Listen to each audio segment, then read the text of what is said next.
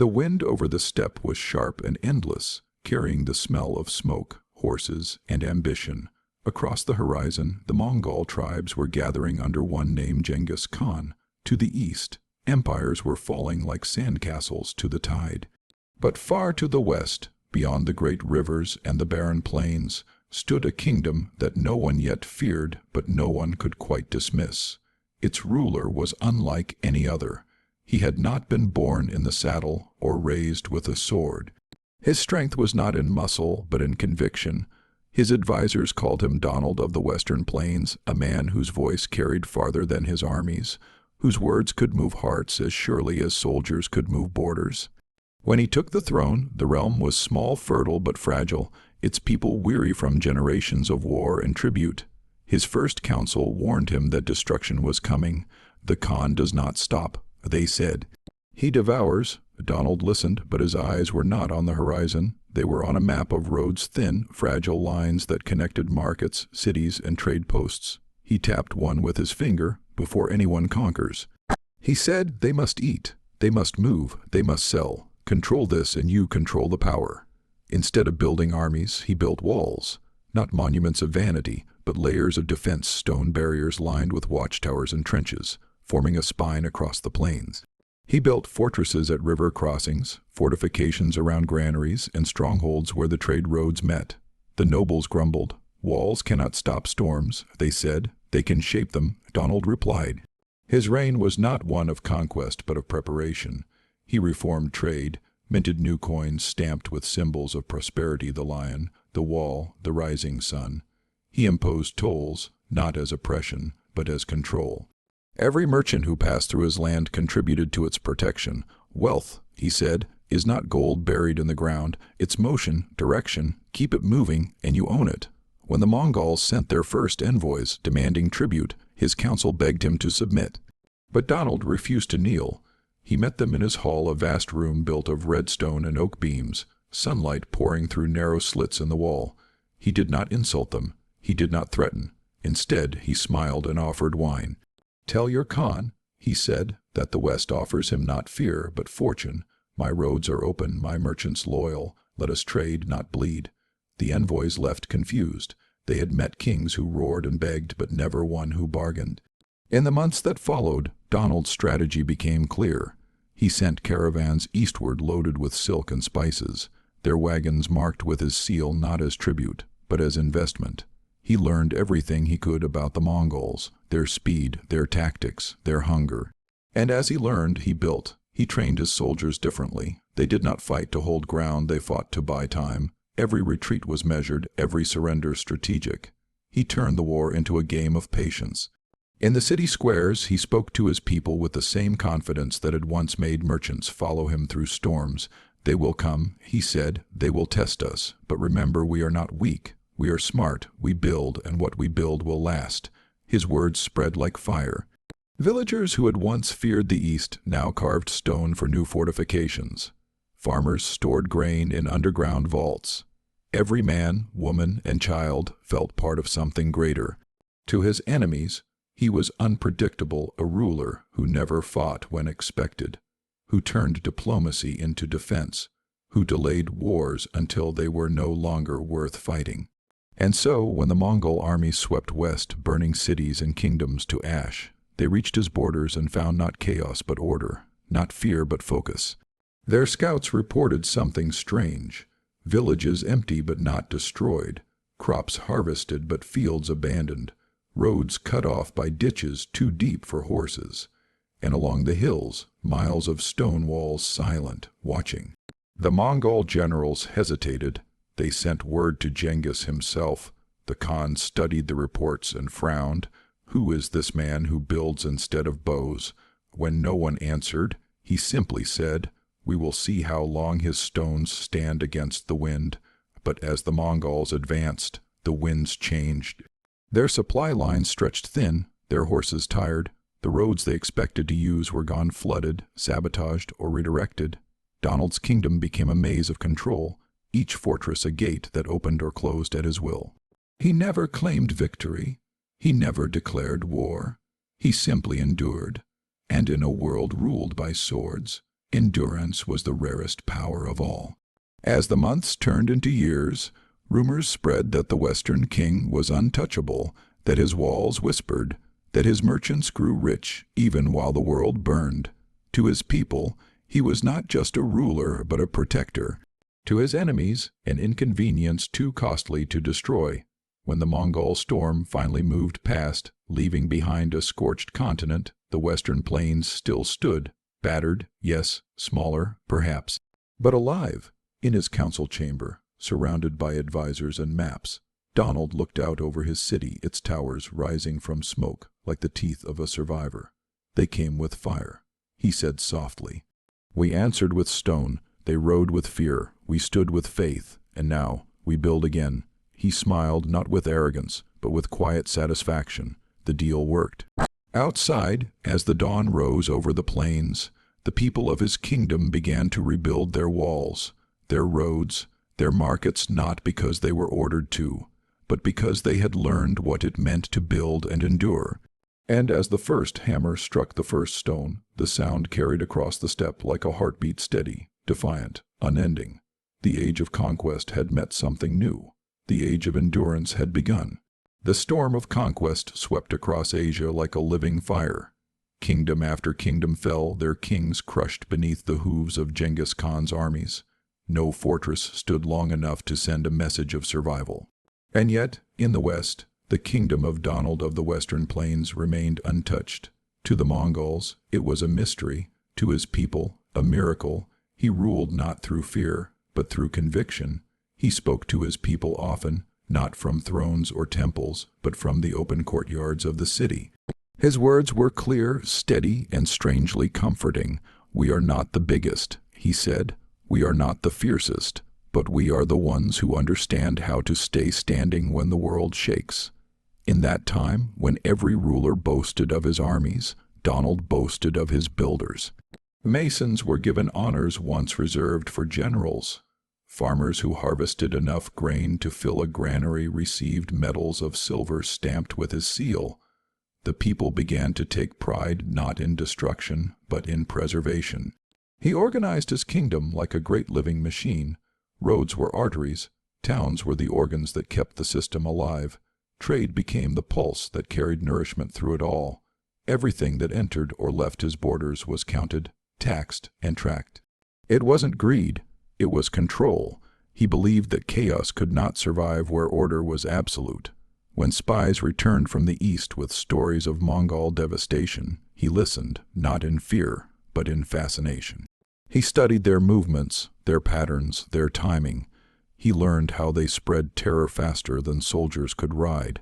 And then he did something no one expected. He began to copy them. He sent his own messengers across the steppe, not to wage war, but to wage narrative.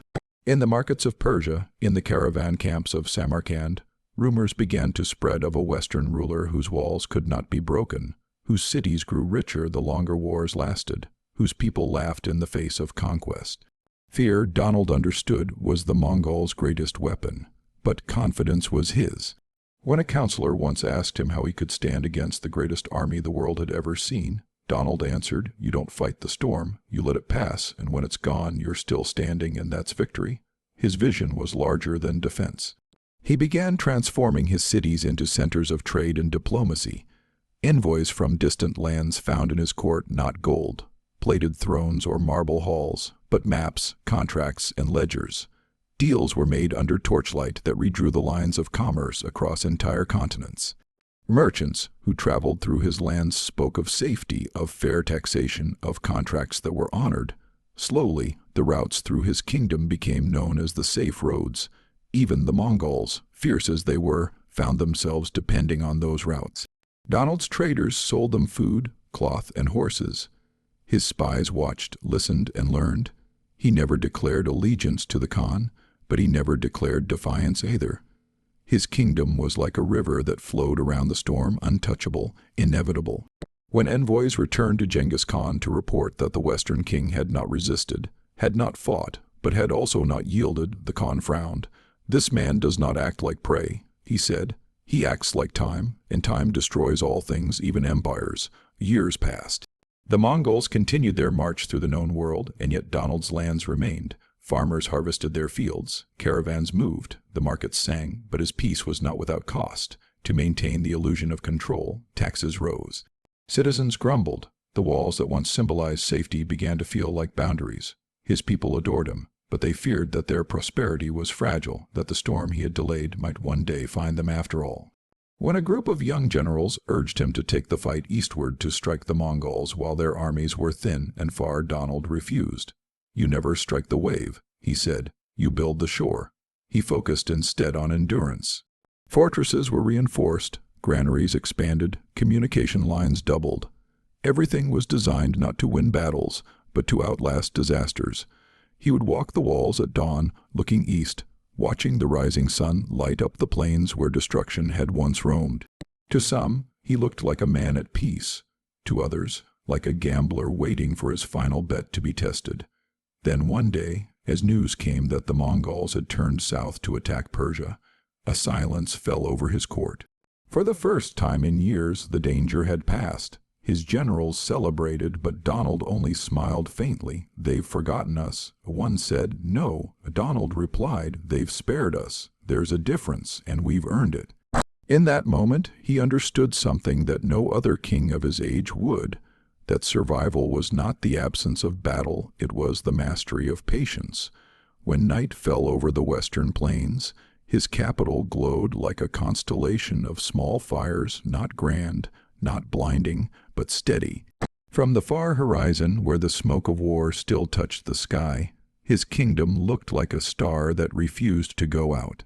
And somewhere, under that same night, even the Mongols themselves began to speak of him in quiet tones, not as an enemy, not as a friend, but as a man who had done the impossible, a ruler who had faced the storm of history and remained untouched. The man who built walls not to keep the world out, but to keep his people standing. The fires of war no longer felt distant. The Mongols had moved west again, swallowing kingdoms like waves consume sand. Yet Donald's realm still stood, its walls intact, its markets alive. Where others saw the end of the world, he saw the beginning of his greatest move. He no longer ruled only by stone or silver, but by perception. His envoys crossed deserts carrying more than goods. They carried stories. Stories that the western plains were the only land untouched by ruin, where merchants could still trade, where law still held. Slowly, traders began to change their routes. Where the Mongols brought fire, Donald brought order. Order became profit, and profit became power. He gathered his council in the great hall. The maps of Asia stretched across the table, marked by black ink lines and small carved horses. "They fight everyone," he said softly. "The Jin to the east, the KH, Wearsum to the west. That's 2 wars, 2 fronts, 2 opportunities." His generals didn't understand. "We will not fight," he continued. "We will supply to both." It was a plan only a merchant king could imagine, sell grain, iron, and even information to both sides, without belonging to either. To one he sold horses, to another saddles. He sent gold that paid for spears, but he also sent maps that showed the safest routes around his lands. He built an empire of balance, held together by transaction, not treaties. The Mongols noticed. Their scouts returned not with loot, but with questions. Who was this ruler who profited while others perished? Some called him coward, others genius. When word reached Genghis Khan himself, the great conqueror reportedly laughed. "If he profits from my wars," he said, "then let him live to see their end." In the heart of his capital, Donald sat beneath a canopy of gold cloth. Merchants from distant lands argued in a dozen tongues, but he listened only for patterns. "They all want the same thing," he murmured to his advisor Mira. "Safety, predictability, that's power they don't even know they need." He began standardizing trade weights, fixing prices, even issuing a new coin stamped with his seal. "Half sun, half eagle." "The world trusts gold," he said, "but gold is nothing without the name behind it."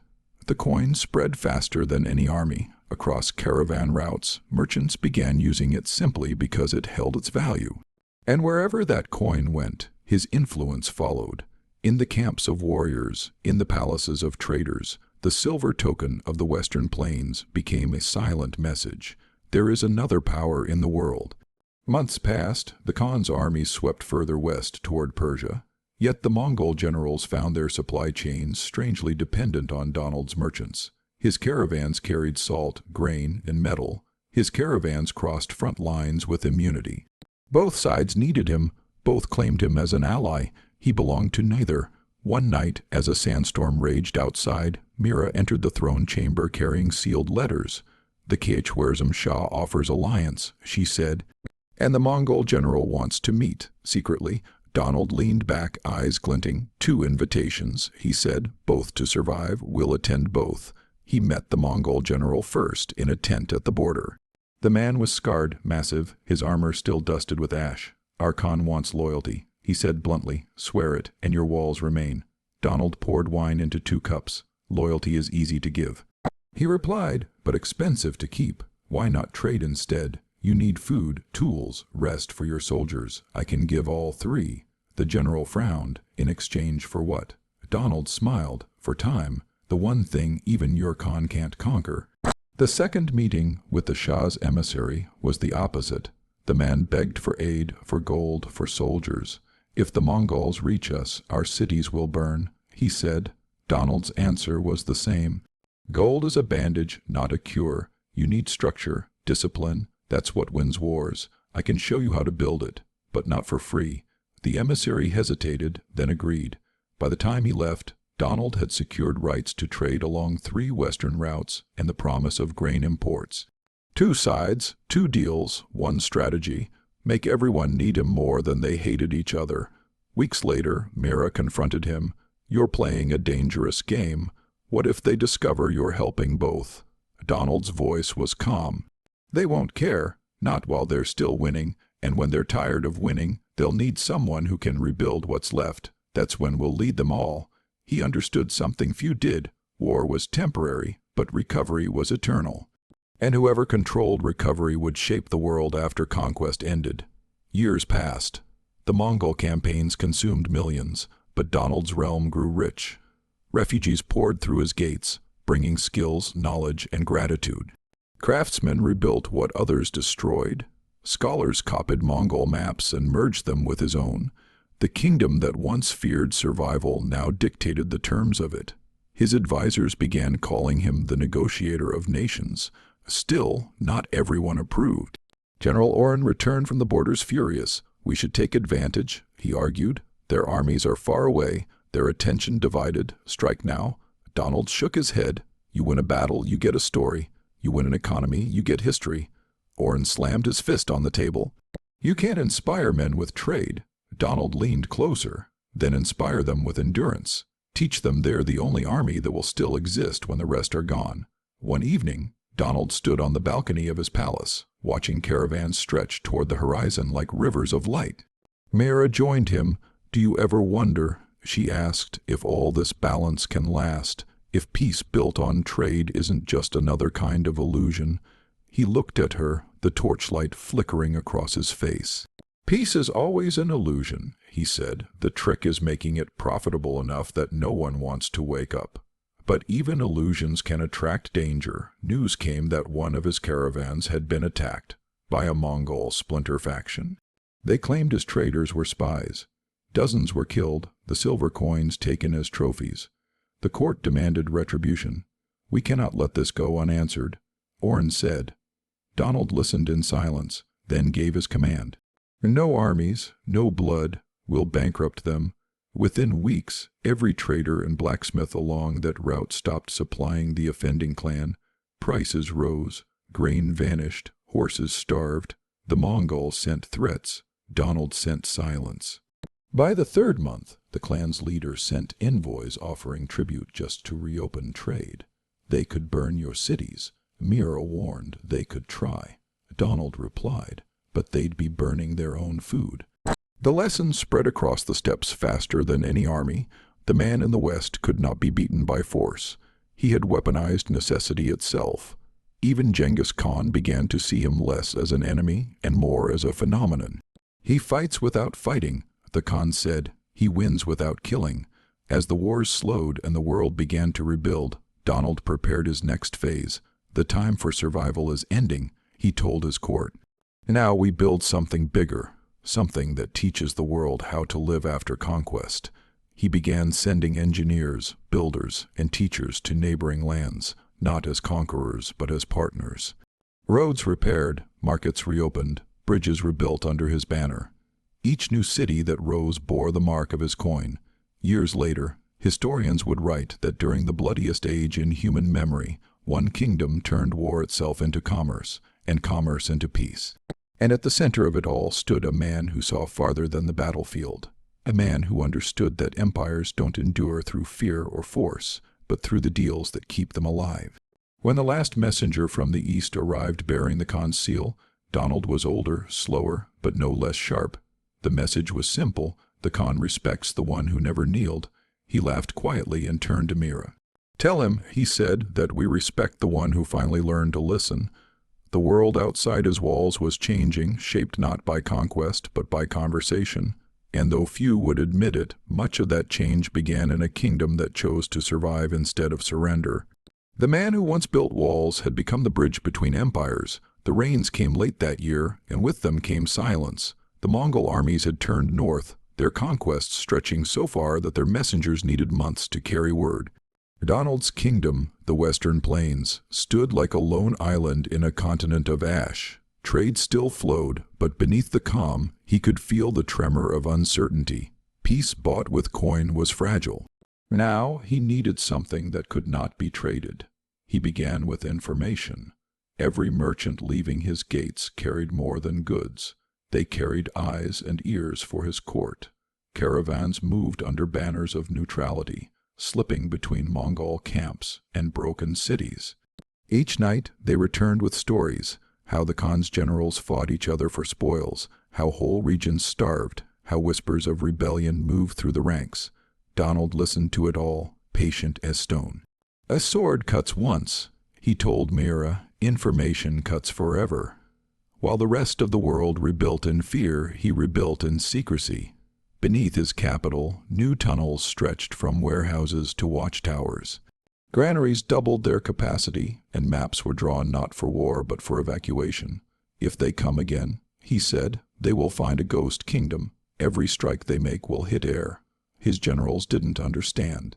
Oren protested that no king should plan to abandon his cities. A wise king, Donald answered, plans for his people to outlive him. That winter, snow fell heavy on the plains. For the first time in years, the markets quieted. Merchants hesitated to travel. Soldiers whispered that the Mongols were regrouping. Yet within the silence, Donald saw opportunity. He called his advisors together and spoke of a new kind of defense. Not walls, not weapons, but faith. "People fight for survival," he said, "but they endure for belief. We have to give them something larger than fear." He began sending messengers to every village, carrying his words written on wooden plaques. They spoke of discipline, unity, preparation. They reminded farmers that every seed sown was a strike against chaos. In taverns and markets, they repeated his favorite phrase: "We are different because we are ready." Slowly, the words became a mantra.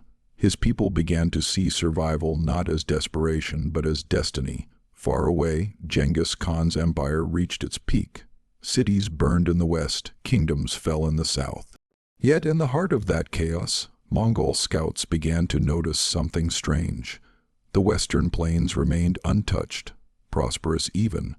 Refugees flooded toward it, carrying tales of its calm streets and endless granaries. Some Mongol captains proposed raiding it. Others warned that the land itself seemed bewitched. "They don't fight us," one general wrote to the Khan, "but somehow they win." Donald knew that invisibility was his greatest weapon. He ordered the expansion of safe routes hidden from the main roads, paths known only to his caravans. He reduced visible garrisons at the borders, letting the Mongols believe his kingdom was weak. In truth, every village had trained militias disguised as farmers.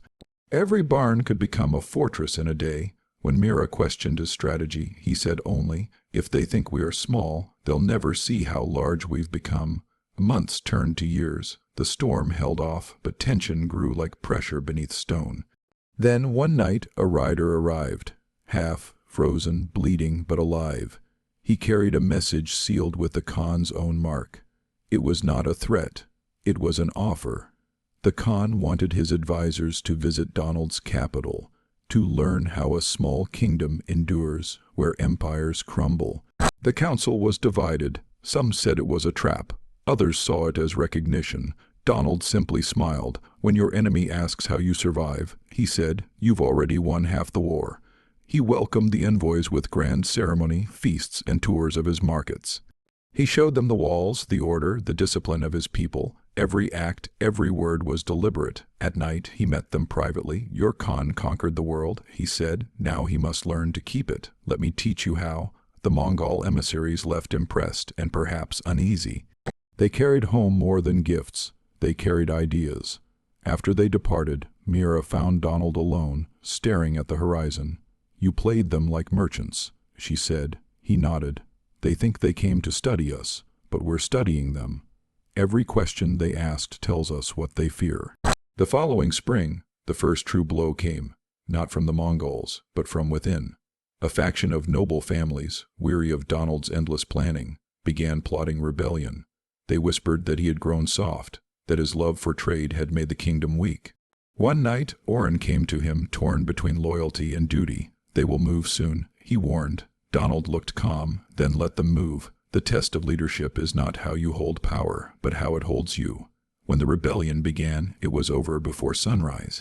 The rebels marched on the capital, but found the gates open. Inside, no soldiers waited. Only citizens stood in the streets, silent, unarmed, refusing to flee. We will not fight you, they said. We will not destroy what we built. The rebels hesitated. In that moment of confusion, Donald's loyal guards surrounded them. No blood was spilled. The leaders were exiled, their followers forgiven. You cannot fight an idea, Donald told Oren afterward. That's why it must always be the strongest thing in the kingdom. By summer, the Mongols returned to his borders, not in rage, but curiosity. They sent traders and scholars, asking to learn from his methods. He opened his markets to them, careful, watchful. His officials taught them how to measure grain, how to build storage pits, how to plan for drought. They left believing they had stolen secrets. Donald smiled when he heard this. Let them take our wisdom, he said. The more they learn from us, the more like us they become. In the quiet years that followed, Donald's kingdom transformed again. Roads extended deep into the steppes. Schools taught not just literacy, but arithmetic and strategy. Children memorized his sayings as if they were scripture. To outsiders, it looked like peace. To Donald, it was preparation. Every calm is just the pause between storms, he told Mira. But when the next one comes, we won't just survive it, we'll shape it. The storm did come. A generation after the first Mongol invasion, a new warlord rose in the east, eager to prove himself by finishing what his forefathers could not. His armies marched west with banners black as soot. They found the old fortresses empty again, the roads flooded, the granaries sealed. Villagers disappeared into hidden tunnels. Every advance met absence, every victory yielded nothing. The invaders grew hungry, desperate. By the time they reached the capital, they found its walls surrounded by flooded plains and crops burned by their own retreat. From the towers, Donald watched them struggle. They'll turn back, Mira whispered. They always do. He shook his head. They'll learn, he said. Even war gets tired eventually. When the warlord finally retreated, leaving only smoke and corpses, Donald called his people together. He stood before them, older now, his hair streaked with white, his voice quiet but unbroken. You have lived through the impossible, he told them. And you did it not because of my walls or my coins or my rules. You did it because you believed that endurance is victory. The world will forget many names, but not the ones who refused to fall. The Silent War, as historians would later call it, left no monuments, no grand battles, only a people who would not die. It taught them that strength need not shout to be heard. And long after Donald was gone, when travelers crossed the empty plains, they still spoke of the land that survived without fighting, and the man who taught them how. The years that followed were quieter, but not still. Donald's kingdom had become a web of trade and influence stretching farther than any map could show. Its power was invisible, resting not in armies or gold, but in habits, discipline, preparation, belief. He no longer had to command people to work, build, or save. They did it because it was who they were now. The culture he'd forged had replaced the fear that once ruled them. At night, he would walk the upper walls of his capital, the wind cold against his face. The stars above the steppe reminded him of the lights of cities long gone, empires burned and buried. He thought often of Genghis Khan. The man who had nearly swallowed the world was dead, but his shadow still moved across it. The Khan's heirs fought among themselves now, carving pieces of empire like vultures at a feast.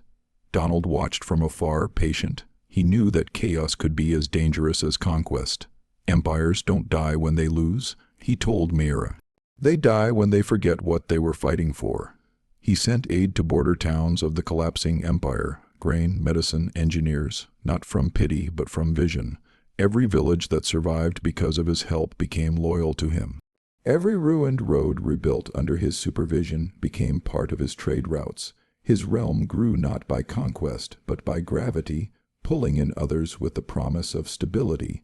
Merchants began calling his territory the center of balance. Soldiers called it the land that never breaks. He used this influence to start something new, a council of distant rulers who met not to discuss war but trade, irrigation, and law. He sent them his emissaries, people chosen not for bloodline but for skill. Among them was Mira, now a seasoned leader in her own right. Before she left on her first journey, Donald gave her a single instruction: never ask what they can give you, ask what they need. The one who answers that question rules without ever asking for power. The council began as a cautious experiment, but within years it reshaped the region. Border skirmishes declined. Merchants could travel freely for the first time in memory. Some even began to call Donald a peacemaker, a title he never used himself. Peace is not a state. He would say it's maintenance. You must fix it every day before it breaks. Still, there were dangers he could not see. His success bred envy. Old warlords who had bent the knee watched as merchants gained influence, as farmers and craftsmen rose in rank. They whispered that the king had traded glory for comfort, honor for coin. One of them, a general named Cadron, began gathering soldiers in the southern provinces. When word reached the capital, Oren urged immediate suppression. Donald refused. If I crush him, he'll become a martyr, he said. If I let him speak, people will remember why they stopped listening to men like him. Cadron's rebellion never reached the capital. He marched north expecting cities to join him, but found doors closed, markets empty, and fields bare of food. Villagers greeted him with calm defiance. We don't fight kings anymore, they told him. We build with them. His army starved and melted away. When Cadron was finally captured, Donald spared his life. Instead, he made him governor of the same provinces he'd tried to seize. A man who knows the cost of failure, he said, will never waste it again. Cadron became one of his most loyal administrators. By now, Donald's face was known from the Caspian to the Pacific. Coins bore his seal not as a conqueror, but as a guarantor. Caravans carried his image on their flags as a sign of protection. Stories spread of his fairness, his strange humor, his refusal to flatter or threaten. He was a merchant's king in a warrior's world, yet even as prosperity bloomed, he felt time tightening around him. His body grew slower, his hands trembled when he wrote. He began to think not of what he had built, but of who would keep it standing. He gathered Mira, Oren, and the youngest governors in his hall. You've seen how fragile power is, he said. I built this place to outlive me, not to remember me. Don't fight over my chair when I'm gone. Build another one. He spent his final years teaching rather than ruling. He opened a school in the capital, part academy, part sanctuary where students learned to negotiate, to manage resources, to see conflict before it began. It became known as the House of Vision. Every year he would visit, sitting among the children, asking them questions about leadership. What is the first duty of a ruler? He'd ask. Some would say strength, others justice. He would shake his head. The first duty of a ruler is to leave no one behind when the world changes. In the last season of his life, he withdrew from court. He lived in a small house near the river, writing in silence. Mira visited often, urging him to rest. You built a new world, she said once. "Let it carry itself." He smiled faintly. "The world doesn't carry itself," he replied. "It balances on those who care enough to watch it." When he finally died, there were no parades, no grand tombs. He had ordered his burial to be simple. No markers, no gold. His body was laid beneath a single stone inscribed with a phrase he'd written himself. "We endured, therefore we lived." Years later, travelers still told stories of the kingdom that survived when all others burned. They spoke of a leader who built with words instead of swords, who ruled through foresight instead of fear. And though the maps changed and empires rose and fell, merchants on the steppe would still mark their routes with his old saying, "Control the roads, and you control the power." In the ruins of ancient cities, scholars debated whether Donald of the Western Plains had truly existed or whether he was a myth, a symbol of cleverness and endurance. But among the people who still walked the safe roads he'd built, no one doubted. They could feel his lessons in the order of their markets, in the calm of their towns, in the quiet pride that kept them from bending to chaos. The decades after Donald's death unfolded like the slow unfolding of dawn. His name was spoken less and less, but his influence moved quietly through everything people did. The grain silos he ordered still fed cities. The hidden roads he had built in secret became the arteries of a new age of commerce. His sayings, once repeated by soldiers and merchants, had become common speech. "Measure twice, act once," they said in the markets. "Trade is safer than conquest," they told their children. Even those who no longer remembered who had first spoken the words lived by them. The Western Plains had become a realm where stability was the highest virtue. Where other lands sent armies, the plains sent engineers. Where neighbors built temples to gods of war, they built schools and libraries. The House of Vision had expanded into a network of learning centers that reached from one horizon to the other. It trained negotiators, planners, and scholars who served in every court from the Caspian to the coast. These young minds studied Donald's archives as scripture, dissecting his strategies and correspondence. What they found was not a set of rules but a way of thinking. Never act from pride, never waste time on vengeance, and never build something that cannot endure a storm.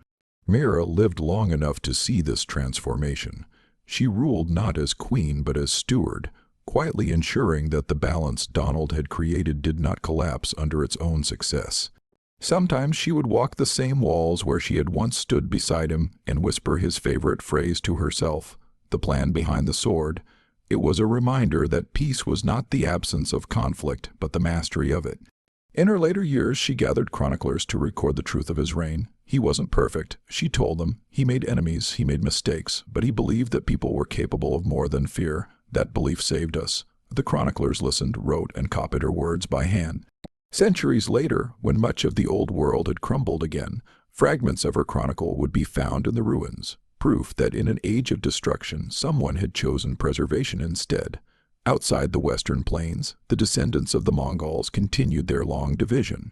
Their empires split and reformed, kings and khans rising and falling like waves. But wherever their traders went, they found traces of Donald's world, roads that still held firm, bridges built to his design, storehouses constructed with his methods. Many adopted them without knowing their origin. The empire that had once threatened to consume everything now carried within it the invisible legacy of the man it had failed to destroy. Generations blurred together. The Western Plains became the heart of a confederation of states that called itself the League of the Roads. They did not use armies. Their strength was the web of trade that connected them. When disputes arose, they resolved them through the lessons inherited from the old king. Gather information, buy time, make the deal before the battle. Their emissaries carried tokens bearing the image of a simple wall, a symbol not of division, but of defense through foresight. Even so, not all was peace. As the centuries turned, wealth brought corruption. The same trade routes that had united kingdoms began to tempt men toward greed. Governors began taking bribes, merchants cut corners, granaries were left half empty. In the capital, now a city of marble and glass, people spoke of Donald as legend, not as example. His warnings were quoted but not followed.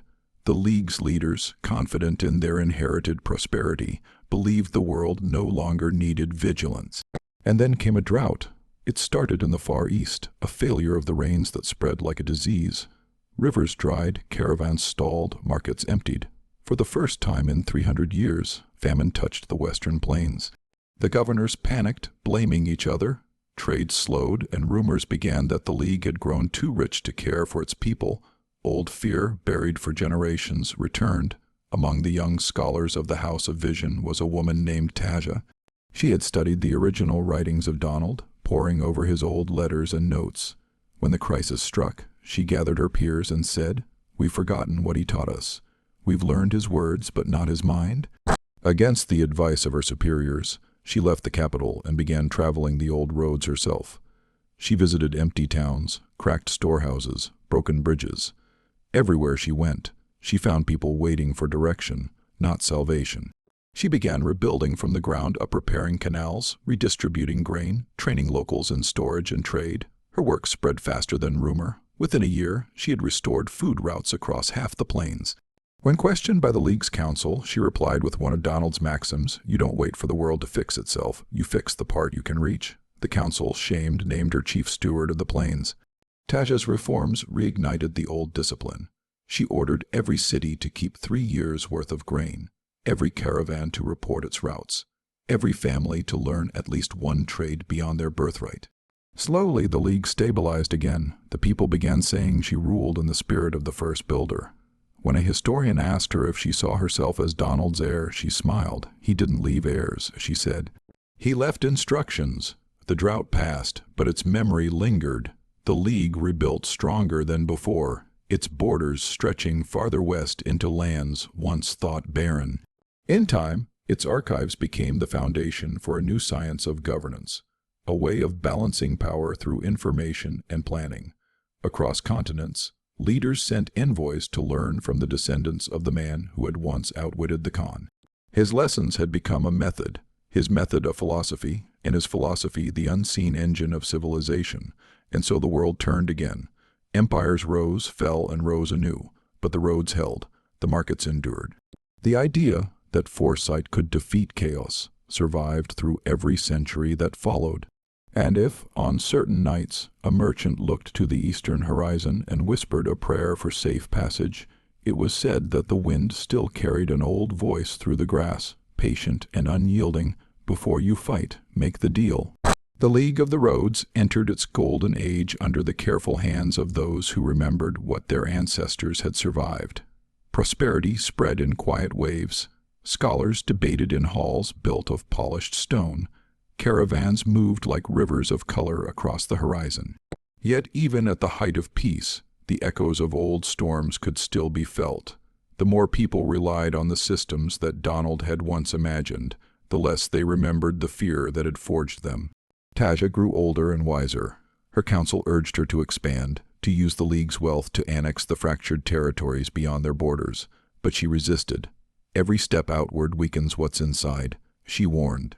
"The roads must lead both ways or they will collapse under their own weight." Her restraint became her legend. She turned her attention inward, to education, infrastructure, and the art of governance itself. She called it the Invisible War, the battle against decay, arrogance, and complacency. To fund this quiet war, she restructured trade. Merchants now paid not only for passage, but for the repair of the routes they used. This system bound commerce and maintenance together, creating a cycle of shared responsibility. Generations later, historians would call it the first self-sustaining economy. At the time, it was simply another expression of Donald's old truth, that order only survives if everyone has a stake in it. In the evenings, Taja would walk the archives where the oldest records were kept. She often paused before a fragment of parchment said to be Donald's handwriting, a faded map with notes scrawled in the margins. One line, barely legible, read, "If they build what I've built, I've already won."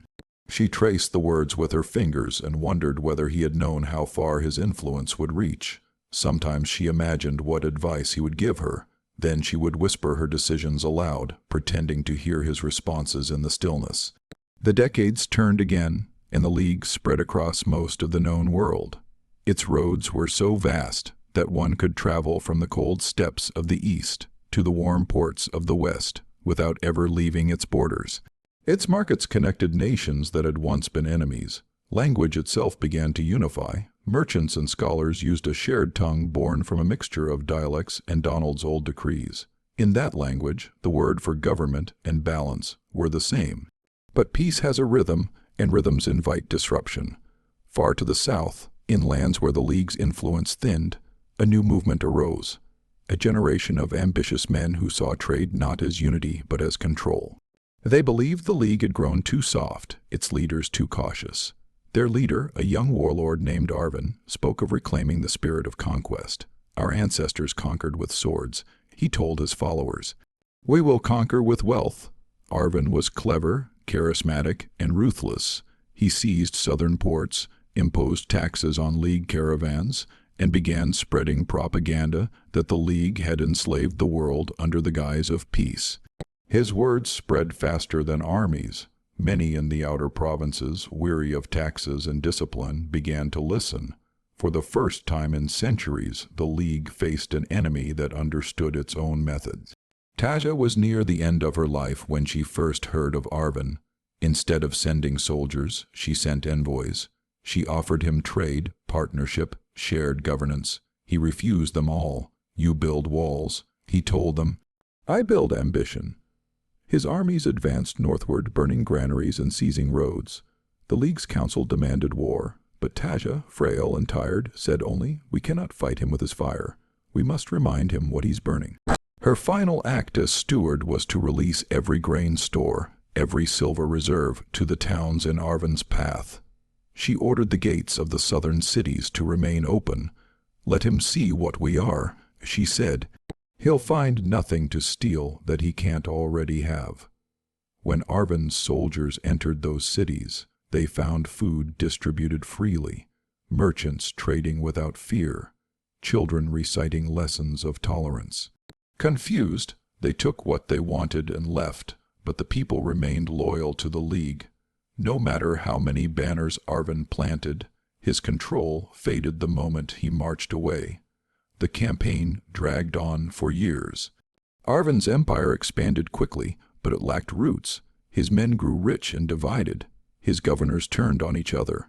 By the time he realized what was happening, his conquest had already begun to unravel. In desperation, he sent a letter to Taja, demanding peace talks. She died the night before it arrived, her last words to her scribes being, he'll come when he's ready to understand. When Arvin finally met with the League's council, they showed him not armies, but maps, records of trade, roads, and treaties stretching back centuries. You fought to destroy what already belongs to you, they told him. You live because of the system you hate. Humbled, he laid down his sword and joined the League, becoming its most unlikely governor. His lands were rebuilt not as conquered territory, but as partners in the great network. Decades later, when scholars recounted these events, they called it the war that never needed to be fought. It was the purest expression of the philosophy Donald had left behind, that strength lay not in domination but in endurance, and that even those who fought against order could one day be taught to build it. Centuries turned to millennia, empires elsewhere rose and fell again, new inventions changed the way people lived, but the foundations of Donald's system still guided them. His principles became encoded into the laws of distant nations. Even when his name was forgotten entirely, his logic lived on. In contracts, in diplomacy, in the quiet calculations that prevented wars before they began. And sometimes, in the heart of vast cities illuminated by strange new lights, a leader would stand before their people and speak of rebuilding, of discipline, of strength through unity. They would speak as though they had thought of these ideas themselves. But the words, the rhythm, the vision, they all came from the same ancient source. Somewhere, across the centuries, the spirit of a ruler who had once stood against the storm still whispered through the corridors of time, reminding the world that survival is not weakness, and foresight is the truest form of power. Centuries passed, and the League of the Roads faded into legend. The borders of nations shifted like tides, swallowing the old landmarks, erasing the names of cities, but the roads endured. They became foundations for new trade empires, invisible threads linking worlds that no longer remembered why they were connected. Time buried Donald's kingdom, but not his design. Somewhere in the far west, a scholar working in a marble observatory uncovered a chest, sealed with wax, hardened by centuries. Inside were fragments of parchment, written in a language no one spoke anymore, the ink faint but steady. The scholar, a patient man named Sarad, spent years decoding the fragments. They were not maps or royal decrees, they were lessons, short, simple sentences, written as if by someone explaining the nature of power to a child. To rule is to predict, to win is to wait. Build so well that even your enemies will use what you leave behind. Sarad was fascinated. He shared his translations with other scholars, and soon the fragments spread through the universities of the Western world. Philosophers argued over the identity of the author, some calling him a forgotten merchant, others claiming he was a mythical strategist who had once outwitted the great conquerors of the East. No one guessed his true name. But his ideas, his way of thinking, began to seep into the minds of the powerful. Rulers began adopting new policies, defense through preparation, diplomacy through commerce, unity through shared purpose. They didn't know it, but they were repeating the same cycle that had saved a small kingdom 1,000 years earlier. In the crowded capitals of these new empires, the world had changed beyond recognition. Towers of glass reached the clouds, ships of steel crossed oceans, voices traveled through invisible air. War still existed, but it had become less about swords and more about influence, resources, control. It was a world of deals, alliances, and perception, the very world Donald had once imagined. Among these cities rose a new kind of leader, a man not of royal blood but of relentless ambition. His name was Eric. He built his empire not with armies but with persuasion, not with steel but with networks. He was bold, unfiltered, and driven by the belief that confidence itself could shape destiny. His critics called him arrogant. His followers called him visionary. He called himself practical. Eric had never heard of Donald of the Western Plains, yet the similarities were uncanny. He too built walls, not of stone, but of policy and power. He too saw that control of trade routes, of information, was the key to dominance. He too understood that every battle could be turned into a negotiation. When the world entered a new age of instability, markets collapsing, nations turning inward, Eric stood before his people and spoke words that echoed through history. We will not fall. We will build, we will trade, and we will endure, because that's what we do. His tone was modern, his cadence familiar, but the essence was ancient. Somewhere, the ghost of Donald might have smiled. Under Eric's rule, the fractured nations began to reconnect through commerce. Old roads, long-forgotten trade routes, were rediscovered and rebuilt. Archaeologists noticed that many of them followed the exact same paths as the mythical roads of the Western Plains. Some believed it was coincidence. Others whispered that the past had returned, wearing new clothes. Sarad, the scholar who had found the ancient writings, saw the pattern. He wrote a book titled The Architect of Endurance, arguing that all lasting civilizations were founded on the same invisible laws: preparation, communication, patience, and the belief that survival was the highest form of strength. His book spread across the continents, inspiring politicians, entrepreneurs, and generals. When asked where he had found these ideas, he simply said, from a voice that knew the future before it arrived. Meanwhile, in Eric's empire, crises continued: economic wars, rival powers, internal dissent. Every few years, someone would declare that his rule was finished. Every time he adapted, changed the terms, rebuilt the foundation. His enemies called it luck. His allies called it instinct. He called it endurance. Late in his life, when he had grown weary of the endless battles for influence, Eric retreated to a private estate overlooking the sea. He began collecting ancient maps, studying the paths of trade through history. One evening, an old historian visited him, carrying a small clay tablet etched with symbols from a vanished culture. It said, the historian told him that these marks belonged to a ruler who built the first network of safe roads. He believed that if people could move freely, no conqueror could ever truly win. Eric examined the tablet in silence. The idea resonated with him deeply, though he could not say why. He was right. Eric said finally, control the roads, and you control the future. The historian smiled. That's what he said too. After that, Eric began writing a set of principles for young leaders, simple maxims about trade, loyalty, and resilience. He never finished them, but when they were published after his death, they spread faster than any speech he had ever given.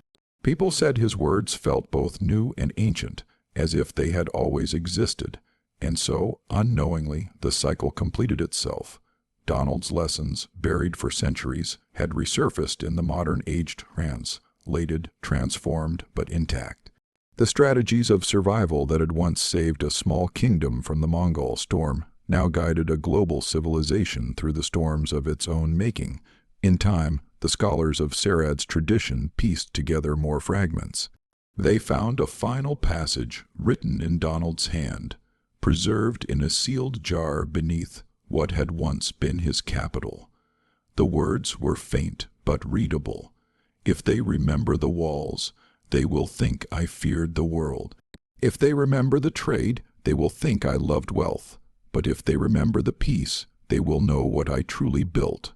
When Sarad read the translation aloud at a gathering of historians, there was silence. The world outside buzzed with technology and speed, yet in that moment every listener could feel the pulse of an ancient truth. That leadership at its purest was not about domination but protection, not about being remembered but about leaving something that could survive without you. Donald's kingdom had vanished, his name lost to dust and time, but the spirit of his leadership, the confidence, the cunning, the faith and endurance, had crossed 1,000 years and reshaped a new world. He had dreamed of saving his people from annihilation, and in doing so, he had taught humanity itself how to endure. And somewhere across the endless expanse of history, the wind still moved over forgotten plains, whispering through the ruins of unseen walls. Build first. Fight later, only if you must. Generations blurred, and the story of the Western Plains became myth, sung by wanderers and poets who never knew it was once real. Yet in every corner of the world the echoes remained, habits of trade, rituals of rebuilding, sayings passed down through the mouths of merchants who did not remember their origins. Count your grain before the storm, they would say. Speak softly to your enemy, he might become your customer. And perhaps the oldest of them all, the wise man builds before he dreams. No one knew where these sayings came from, only that they worked. The world turned. The empires of the modern age grew faster than any before them, powered by engines and numbers and invisible currencies that crossed the earth in seconds. But with every leap forward came fragility. The more connected humanity became, the more it feared collapse. Pandemics, cyber wars, climate shifts, and the slow corrosion of trust. Each was its own kind of Mongol horde, sweeping not across plains but across screens. In this uneasy century, leaders arose promising to restore order, but few understood that order could not be enforced. It had to be built. In the heart of a gleaming capital city, a new voice rose. She was not a warrior, nor a politician by lineage. Her name was Mara, a stateswoman shaped by both idealism and exhaustion. She had studied history, economics, and the myths of ancient builders. Among her private collection of manuscripts lay Sarad's book, the one about the architect of endurance. It had fascinated her as a child and haunted her as an adult. She read it again on the night she took office, alone in the glass tower that overlooked the lights of a restless nation. Outside, crowds protested, angry and divided. Inside, she underlined a single line, "To win is to wait." Then she closed the book and whispered, "All right, let's begin." Mara did not conquer her world, she stabilized it. Her method was quiet, deliberate, infuriatingly patient. Instead of sweeping decrees, she built systems. Tiny self-repairing policies that rewarded unity, punished greed, and strengthened the invisible links between communities. Where others sought victory, she sought resilience. Where others promised miracles, she promised maintenance. Her advisors warned her that such a strategy would never inspire the masses. People want triumphs, they said. They want to feel that they've won. Mara replied softly, "Then teach them that survival is victory." She launched a program to rebuild neglected infrastructure.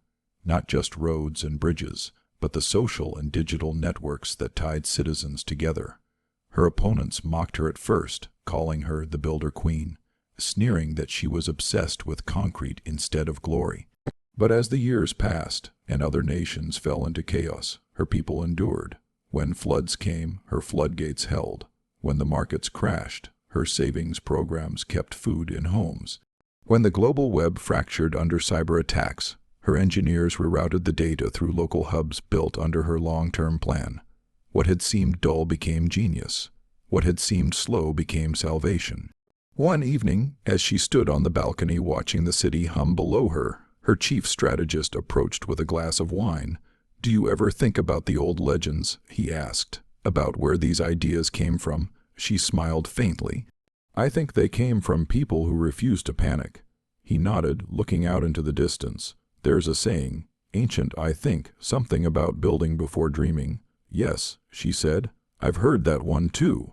Mara didn't know that she was quoting a man who had lived 800 years before her, a ruler who had stared down the greatest conqueror in history and survived. She didn't know that his voice still traveled in fragments through time, disguised as wisdom with no owner. But in that moment, she carried his spirit, the same quiet stubbornness, the same belief that chaos could be managed by preparation and will. Under her leadership, the idea of the builder's way spread across continents. Nations adopted it, corporations copied it, citizens quoted it. It became a philosophy more than a policy, that security and prosperity were the same thing, that the real measure of greatness was not expansion but stability, that peace, once fortified, could outlive war. Years later, when Mara retired, the world she left behind was not perfect, but it held. Roads still functioned, markets recovered quickly from crises, and the people spoke of her with respect rather than worship.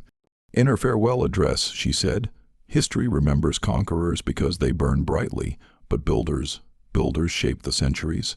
After she stepped down, historians began connecting her teachings with the fragments that Sarad had once found. They realized that her reforms, her slogans, even her methods of negotiation mirrored those of the mysterious Donald of the Western Plains. Slowly, scholars pieced together the line of influence, from the merchant king who faced Genghis Khan to the scholar Sarad to the modern leaders who had unknowingly inherited his philosophy. A new field of study emerged, endurance politics. Universities taught it as the science of lasting power. Its first principle was as simple as it was profound. The measure of leadership is not what it wins, but what it preserves. Mara lived long enough to see this idea become doctrine. In her final years, she often walked along the great highway that stretched from her capital to the Western Sea, a road built on ancient foundations. Children played there, merchants sold their wares, travelers from distant nations passed safely through. No one knew that beneath their feet lay the bones of 1,000 older roads, each one built by those who had believed in the same promise, that to connect people is to keep them alive. One twilight, as the sun melted into the horizon, a young reporter approached her. "Madame," he said, "people call you the mother of the modern age. Do you think that's fair?" She laughed softly. "No. I think I'm just the caretaker of an idea that's older than anyone knows." "What idea is that?" he asked. "That survival is the truest form of greatness." When she died years later, her ashes were scattered across that same highway. A plaque was set in the earth where her footsteps had worn the stone smooth. It bore no title, no date, just 3 words carved in quiet strength: build and endure. And somewhere beyond the reach of time, on the endless plains where the wind still whispered through the grass, it was as if another voice joined the echo, calm, confident, unyielding. The voice of the man who had started it all, speaking across centuries not to be remembered, but to remind. The world is won not by those who conquer, but by those who refuse to fall. In the quiet centuries that followed, the world no longer moved in straight lines. Cities floated above the oceans, powered by the winds and tides. Vast green belts circled the equator where nations once drew borders. Machines spoke gently to humans, learning their habits, predicting storms before they formed. It was the age of harmony, the calm that follows 1,000 years of endurance. No one ruled the earth now. There were councils, systems, voices that guided rather than commanded. Power had become invisible, distributed across billions of choices. Yet even in that perfect order, the world still whispered stories of its origins. The children of this new era grew up hearing about the first builder, the mysterious ruler who had once turned chaos into peace. In schools that hovered over the old Mongol plains, students recited his principles without knowing his name. They learned that foresight was stronger than fury, that a wall was not meant to divide but to preserve. They repeated the phrase that had survived more than a millennium: build the wall before the storm. It had become the moral law of civilization itself. Among these students was a boy named Lear. He was quiet, observant, and often lost in dreams of the past. While others loved the perfection of their age, Lear felt something missing: a restlessness, an urge to test the edges of safety. He would stare at the ancient stones preserved beneath glass domes and imagine the dust and thunder of a world before peace. One day, while exploring a forgotten archive beneath the central library, he found a sealed vault marked only by a faded symbol, a lion surrounded by a circle. It matched the emblem on the medallion once owned by Chiron long ago. Inside the vault were tablets, scrolls, and a single piece of parchment still intact despite time's decay. On it, in a script that shimmered faintly under light, were words written by an unknown hand: "If you wish to keep peace forever, you must remember the fear that built it." Lear read the line again and again. The more he read, the more it disturbed him, not with dread, but with awe. The peace of his world was built on forgetting fear. But this voice from the past was saying that fear, when understood, was the foundation of wisdom. He began to research further, tracing the origins of the phrase through layers of translation and myth. Slowly, a pattern emerged: fragments of names, bits of history, all pointing back to one figure: the ruler who had faced the Mongol storm and survived. Donald of the Western Plains. No official record of him existed in the new era. To the world, he was just a legend, a convenient symbol of preparation, but Lear became obsessed. He reconstructed what he could: the trade walls, the hidden fortresses, the diplomacy that had turned enemies into allies. The more he uncovered, the clearer it became.